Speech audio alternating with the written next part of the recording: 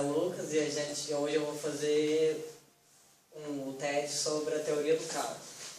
Bom, para começar, eu não vou falar o que é a teoria do caos, mas dar um exemplo de uma historinha, que vai exemplificar muito bem o que é a teoria do caos, o que é o tal do efeito borboleta, que dá até filme, e os atratores, os fractais. Bom, imaginemos uma menininha brincando de bola no jardim e a casa dela não tem cerca. Aí ela tá lá jogando a bola e de repente ela vê uma borboleta. E a bola quica, ela se distrai e a bola quica até a rua. E aí nesse exato momento do espaço-tempo, está passando um caminhão. E o caminhoneiro vê a menininha correndo atrás da bola. E aí, o que ele vai fazer? Para não atropelar a menininha, ele vai desviar. Só que quando ele desvia, o caminhão que é alto, centro de gravidade alto, ele toma. E o caminhão está cheio de sal. E começa um incêndio, que a gasolina vaza. Aí começa a queimar o sal. E aí o NaCl vai subindo para a atmosfera, ele sobe para as nuvens. Aí nas nuvens, essas partículas atraem pequenas gotinhas de vapor d'água e começam a formar gotas de chuva. E aí vai formando nuvens espessas. E aí começa a ficar denso até que cai numa tempestade. Que cria uma enchente e mata muitas pessoas. Então, a teoria do caos funciona mais ou menos nesse estilo. Numa condição inicial, uma mudança muito pequena, que no nosso exemplo foi uma borboleta, voando perto de uma menininha, ela gerou a morte de algumas pessoas por uma enchente que uma pequena condição inicial modificou para que acontecesse isso. Então a teoria do caos é baseada nisso. Mas o que é a teoria do caos? A teoria do caos é uma das leis mais importantes do universo, presente na essência de quase tudo que nos cerca. A ideia central da teoria do caos é que uma pequena mudança no início de um evento qualquer, no nosso exemplo da menininha borboleta, pode trazer consequências enormes e absolutamente desconhecidas.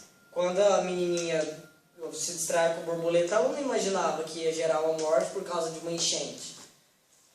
Mas assim é na nossa vida. Uma pessoa pode estar indo fazer um vestibular de ônibus, aí um prego fura o pneu. E aí ela perde a prova, muda de vestibular, muda completamente a vida dela. Por causa do quê? De um prego. Então a teoria do caos estuda essas enormes alterações devido a pequenas alterações no início do evento. E quando que isso começou a ser objeto de estudo dos cientistas? Foi na década de 1960, quando o meteorologista Edward Lorenz, que eu não sei a nacionalidade dele, mas ele era americano, ele era um meteorologista americano. Ele estava fazendo um estudo, ele estava utilizando um programa de computador que simulava o movimento das massas de ar. Aí, num dia, ele tirou alguns números final das casas decimais nesse programa. E ele disse, não, eu vou tirar um número da casa decimal, o programa vai rodar mais rápido e eu vou ter um resultado de simulação muito mais rápido, mas muito parecido, porque, afinal, eu vou tirar dois, três números do final da casa decimal. E ele percebeu que não, que esses dois números, duas casas decimais a menos,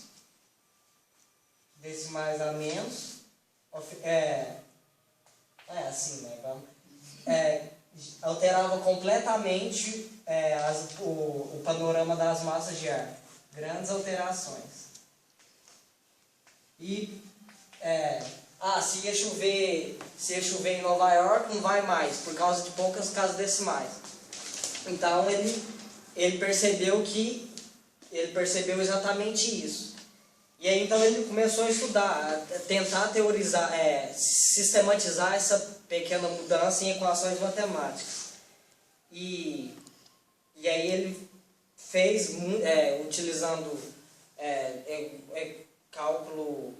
equações do cálculo, derivada parcial, um monte de ferramenta que pra gente não adianta falar, por isso que eu nem trouxe detalhado, mas ele formulou equações que mostravam esse tal efeito borboleta, que a gente conhece que o bater das asas de uma borboleta no Brasil, em Tóquio, ou em qualquer lugar, pode gerar uma tempestade do outro lado do planeta. Então, a ideia é bem essa, que coisas simples causam enormes efeitos desconhecidos e imprevisíveis. Então, foi culpa desse mocinho aqui, o Lorentz, que ele fez equações e ele fundou a teoria do caos, fundou o efeito borboleta.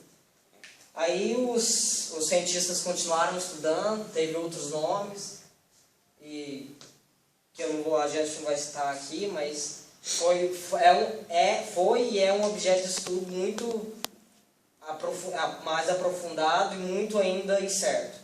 Mas os cientistas concluíram que essa imprevisibilidade dos eventos que o Lorentz demonstrou, mudando lá as duas casas decimais, mudou completamente o mapa da meteorologia. Ele está presente em quase tudo. No ritmo do ritmo do batimento cardíaco de uma pessoa, nas cotações das bolsas de valores, no futebol, na agricultura, tanto que eu vou mostrar uma imagem. Então, a teoria do caos, não, depois, mas a teoria do caos encontra exemplos em quase todas as esferas e as áreas da nossa vida. E é mais difundido do que a gente imagina. Aí, dentro dessa teoria do caos, eu vou falar um pouco agora dos fractais e dos atratores.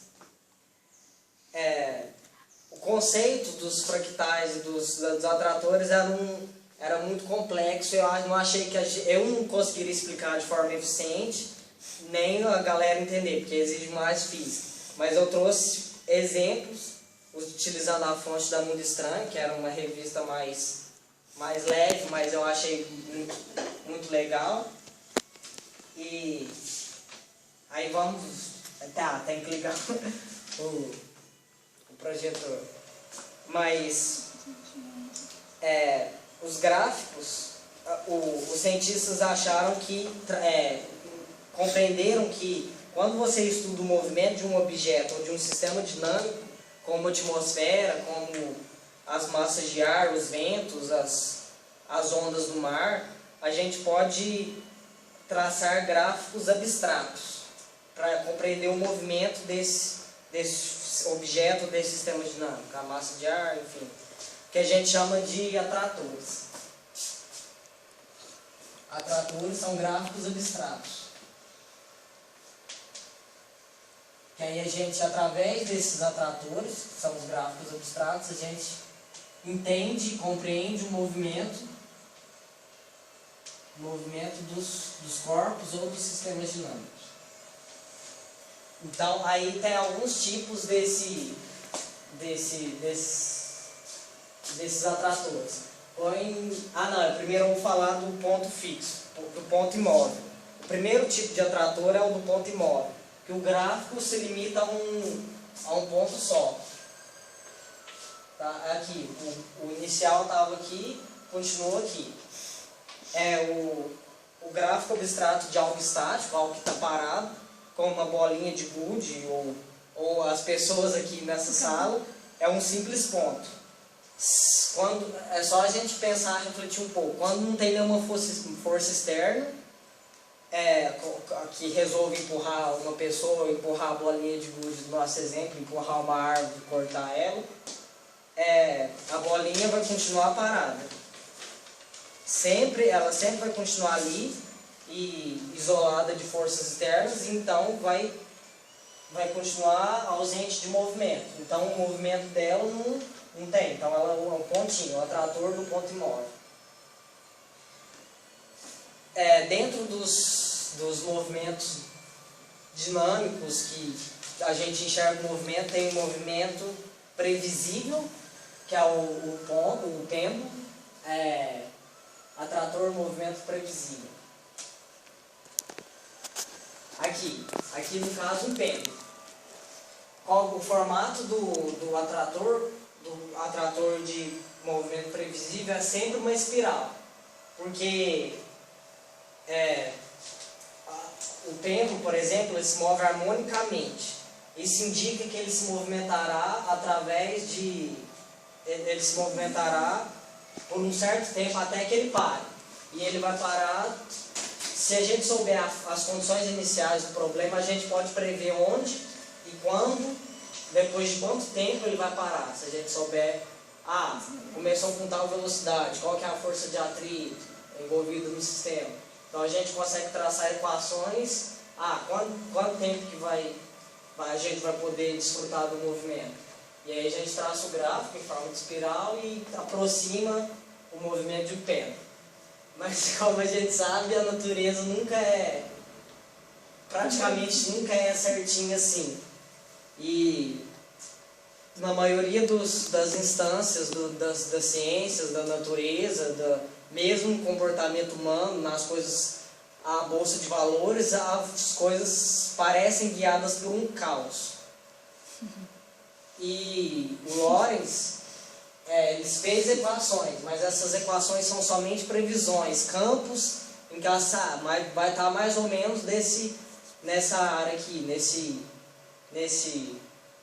pode variar daqui até aqui, mas mesmo assim os cientistas não têm muita segurança em afirmar que isso vai acontecer dentro daquela faixa de valores.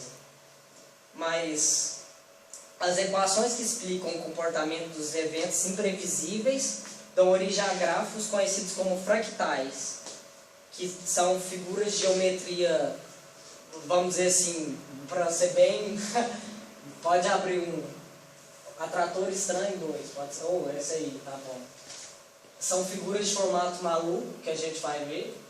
Esse, por exemplo, é o gráfico da fase dos preços agrícolas, segundo o modelo linear de oferta e demanda, dos preços lá dos preços agrícolas. É um formato maluco, é uma faixa de valores que pode estar compreendido a realidade. E vamos para o segundo. Esse é mais bonitinho.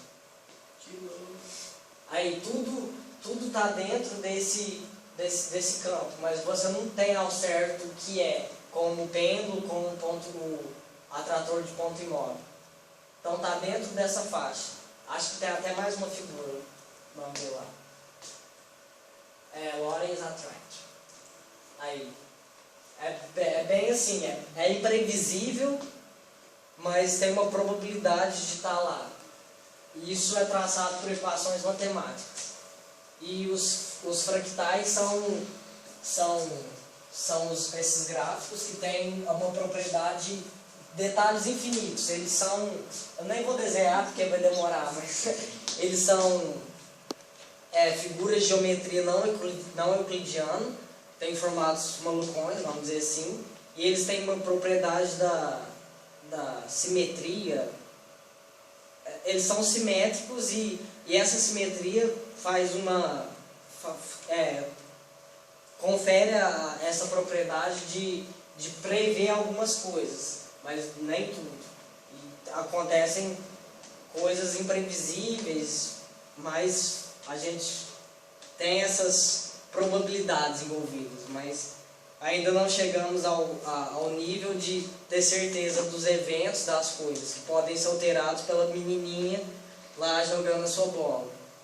Então, era basicamente isso. Eu podia trazer outras coisas detalhadas, mega científicas, mas eu acho que não é o caso. Então, sintetizando, o universo não é linear, a maioria dos eventos são quase caóticos. O homem estuda isso, mas ainda não foi capaz de pela matemática, pela física, pela geometria, prever todos os eventos. Ele poderia desenvolver tecnologias e ciências que fizessem isso, mas ainda não chegou a hora, não estamos nesse nível. E aí a gente se submete um pouco ao caos. Mas está evoluindo, e é isso. Muito bem. Calma, aqui, você pode continuar sentadinho ali que a gente vai... Nós vamos discutir. Senta ali na frente. Quando eu estava estudando essa teoria do caos, me veio na cabeça aquela frase do Cristo. Eu não vim trazer a paz, mas a guerra, ou a espada, né? Você acha que essa frase do Cristo tem alguma relação com a teoria do caos? Eu não vim trazer a paz, mas a espada. Ou a guerra, para algumas traduções, né? Se ele veio trazer a espada, vim trazer a luta, talvez interior, ou a espada da diálogo da guerra oral, através desse guerra interior, talvez o caos, vou decidir, estou aqui nesse momento, o que vou fazer? Vou fazer o que Cristo pregou ou o que eu sinto? Sei lá, mas... Eu falo porque a gente, quando pensa no Cristo, né, a gente pensa sempre em coisas boas, né, em consequências boas das suas mensagens. Mas se a gente for ver a história, né, desde do advento do Cristo, nós tivemos muitas guerras, né, como você disse. Guerras por causa do Cristo. Né? Aí eu fico pensando, gente, será que ele já conhecia a teoria do caos?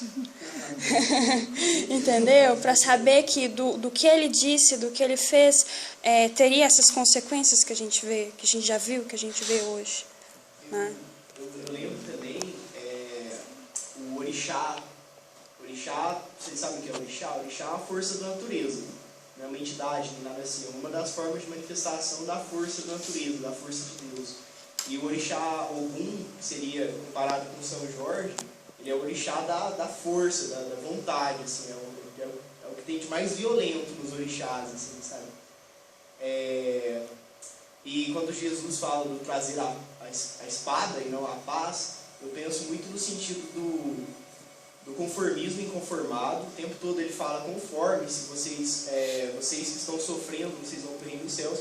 Mas ao mesmo tempo ele fala, vocês precisam lutar para amar o próximo, vocês precisam lutar para amar a Deus, vocês precisam, sabe? E depois, mais para frente no Espiritismo, tem todas as questões de não deixar o mal passar batido. E a gente pode entrar nas frases tipo de Luther King: o que me preocupa não é o grito dos maus, é o silêncio dos bons, sabe? Então, essa força do bem, essa força do amor, pelo viés de Ogum, ela tem essa força do discurso, essa força do quebrar paradigmas, sabe? Você pensa assim, essa forma engessada, não, vamos transformar isso. E essa força de transformação, embora às vezes a gente fala quebra, é muito mais transformação, ela é impositiva mesmo, sabe? A justiça é forte, é impositiva. A natureza o tempo todo mostra essa face destrutiva dela, mas é uma destruição a favor de uma sabedoria infinita. Né? Alguma outra pergunta? Eu gostei muito dessa teoria do caso. Eu já tinha ouvido falar, mas eu acho que eu nunca parei para ler nada, não. Mas a próxima vez que eu for fazer um estudo sobre lei de causa e efeito, eu vou levar seus exemplos do pêndulo. Porque as pessoas que são espíritas e tendem a fazer uma leitura dogmática da doutrina, né, tem uma visão assim, aquela visão deturpada de karma, de achar que as coisas na vida, não sei se eu já comentei isso aqui, mas isso é uma das coisas que me irritam muito. As pessoas acham que as coisas acontecem porque elas têm que acontecer, como se tivesse escrito um livro lá no seu planejamento encarnatório, se tivesse escrito um livro e as coisas acontecem aqui exatamente porque tinham que acontecer.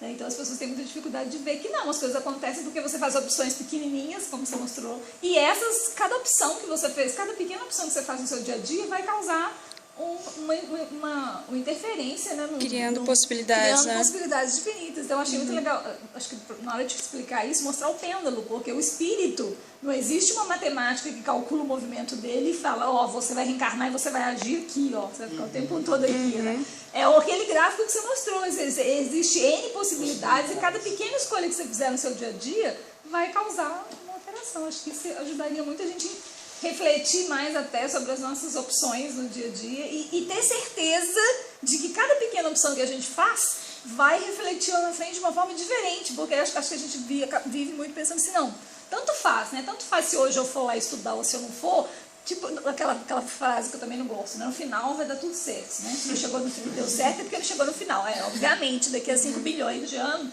você vai chegar no mesmo destino, né? Mas assim, cada opção diferente que você faz hoje é um caminho, né? Muito legal. Você lembra que no Sublime Peregrino, do Ramatiz, que ele fala, responde perguntas sobre a vida de Cristo de uma visão muito mais avançada, sabe? E que inclusive desmente algumas passagens do Evangelho, por exemplo, a do bater nos mercadores, sabe? E outras coisas assim. Ele vai falar que mesmo a vida de Cristo, mesmo a missão de Cristo e dos apóstolos, era uma coisa que provavelmente iria dar certo, porque eles eram todos espíritos evoluidíssimos. Mas que não tinha traçado, tipo assim, ó, você vai ali, aí você vai lá, aí você vai, naquele momento ali você vai falar tal coisa, sabe? Às vezes passa essa impressão, mas não, é porque Jesus era um espírito tão evoluído, que eles tinham certeza que ele estando aqui ia dar certo, sabe? Não tinha nem dúvida quanto a isso, de uma forma ou de outra ia dar certo. E o contrário também, né, a questão da crucificação, né, porque se você, a maioria das pessoas pensam, a gente até costuma com essa ideia, né, de que Jesus tinha que ter sido crucificado. Tipo assim, ele já sabia que ele ia ser crucificado. Ninguém me convence disso, porque não necessariamente ele tinha que ser crucificado. Com certeza ele sabia que o que ele estava trazendo ia causar problemas, ia causar polêmica, ele não ia ser aceito, ele ia ser perseguido, ele ia poder morrer de uma morte violenta, mas não necessariamente estava escrito que ele ia ser crucificado no terceiro dia da Páscoa, né? Que ele ia ser crucificado. Acho que aquilo ali é uma visão fatalista que o Espiritismo, em momento algum, coloca, né? Então a vida, a gente associa lá com a teoria do caos, a nossa vida é um campo de possibilidades, não é um negócio fatalista, traçado, e exige que a gente tenha atenção e lucidez a todos os momentos, porque escolher não vir um dia de aula pode sei lá, pode fazer coisas que a gente nem imagina. Pode escolher correr no dia de Natal, sei lá, porque você está feliz, quer ver a mãe. Você pode desencarnar. Então a responsabilidade dos seus atos 24 horas por dia, 7 dias por semana. E aí isso eu acho encaixa muito bem com a teoria do caos. E eu não tinha pensado muito por esse viés que você colocou, então valeu demais. É interessante que é o caos dentro da ordem, né? Sim. Tipo assim, por mais que haja esse caos e um único ato pode influenciar coisas absurdas, ainda existe algo de ordem. Então, tipo assim, você resolveu correr e você veio morrer, mas mesmo isso foi colocado de alguma forma pelo dinamismo de forças, sabedoria infinita que tem no universo, para que acontecesse mais ou menos de tal forma que fosse necessário para o que você está passando, coisa assim. Aí é o momento, tipo assim, você vai morrer no dia que você tem que morrer, mas não necessariamente será exatamente da mesma forma, exatamente naquele dia em si, mas talvez num conjunto de coisas que estão acontecendo que chegou no contexto certo. Mais algum comentário? Pergunta? Lembrei de Sartre quando fala que não somos responsáveis por todas as nossas atitudes, comportamentos, porque me faz pensar que diversas sabedorias, ciências, estudos estão caminhando para as mesmas respostas, ou respostas bem próximas. A física, a filosofia, a psicologia que está ali também, e tantas outras. Uma verdade tem que aparecer no mundo, ela surge de todos os lugares ao mesmo tempo. Muito bom. Então, o que ele falou fez muito sentido para mim, dentro de uma teoria que a gente estuda chamada constelação familiar. Quando você rompe com um movimento dentro do sistema, que é um movimento pequenininho, igual ele falou da borboleta, aquilo ali, ele vai para todo o sistema familiar e hierárquico do qual você veio de origem. Inclusive, pode ocorrer até rompimento da energia do amor que está sendo passado, é um dos efeitos. Então, assim, faz muito sentido para mim a teoria do caos nesse sentido.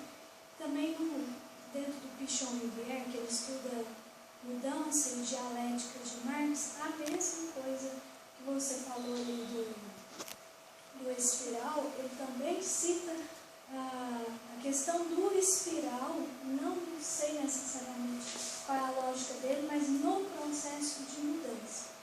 Agora, na minha experiência enquanto terapeuta e na minha vida pessoal, eu vejo o caos e o sofrimento como uma coisa bem igual ele falou, é um caos, mas dentro de uma ordem.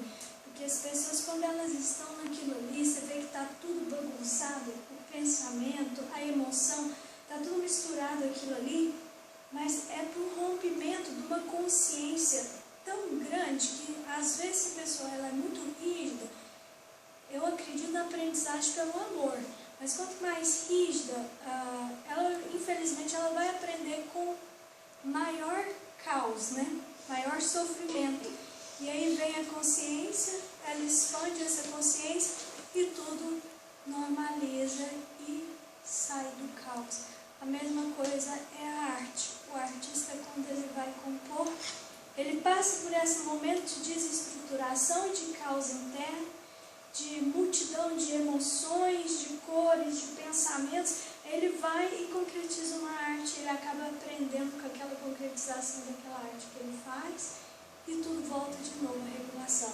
Mas eu vejo que cada caos é uma ampliação de consciência, uma aprendizagem a mais do indivíduo ali, sabe? Eu percebo, faz muito sentido que você trouxe para mim, que é muito enriquecedor na minha estrada, sabe? Vou procurar mais sobre teoria do caos. Então, gente, a gente já está no nosso último minuto. Agradecemos muito o Lucas pela excelente apresentação e até o próximo Tate.